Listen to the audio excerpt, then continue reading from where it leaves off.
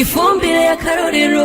N'ukuri turanezerewe cyane kuko twahora twumva fomi, twumva ifumbire itandukanye, ariko ikintu kitunejeje cyane nuko twishikiye ku ruganda tukabona neza ko by'ukuri ihari kandi ku bwinshi, kuko twebwe twarahagurutse nk'abapfasoni bari mu gisata c'abapfasoni cyitwa sefa muri maki, turakora ibintu by'ubuyi. Ni ukuvuga ngo imbuto nyinshi turazirimira.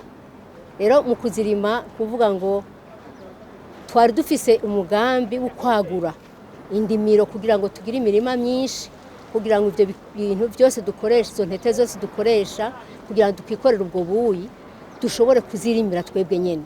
Rero ikintu kiduteye intege kandi kitunejereje nuko twiboneye dushitse ku ruganda tukabona ko by'ukuri ifumbire ihari kandi ihagije. Imbuto turi nayo kandi n'ubu tuguma turondera n'iyindi ihagije, kuko twizera ko tugiye kuronka ahantu hanini cyane ho kurima, nk'uko umurongozi wacu muri maki yamaze kuvuga yuko yasabye amatongo kandi turayizeye ko tugiye kuyaronka. Rero turifuza nk'uko yanabisabye, yavuze ngo nk'amatoni 100 kuri buri fumbire ryose. Ni ukuvuga mu gisata c'abakenyezi twebwe twenyene turakeneye nka 55.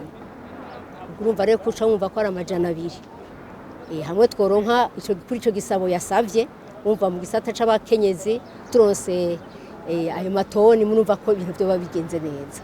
N'ubu turacari ko turabakira kuko turakeneye abakenyezi bakura amaboko mu mpuzu, kuko babivuze aho hambere abakenyezi benshi b'abasenzi bama ku gicaniro gusa, ariko kuva twumvise akamo umuvyeyi wacu Sebarundi yateye, byaduteye intege dufashijwe n'umurongozi wacu wa maki, yagiye abidushiramwe abitwigisha.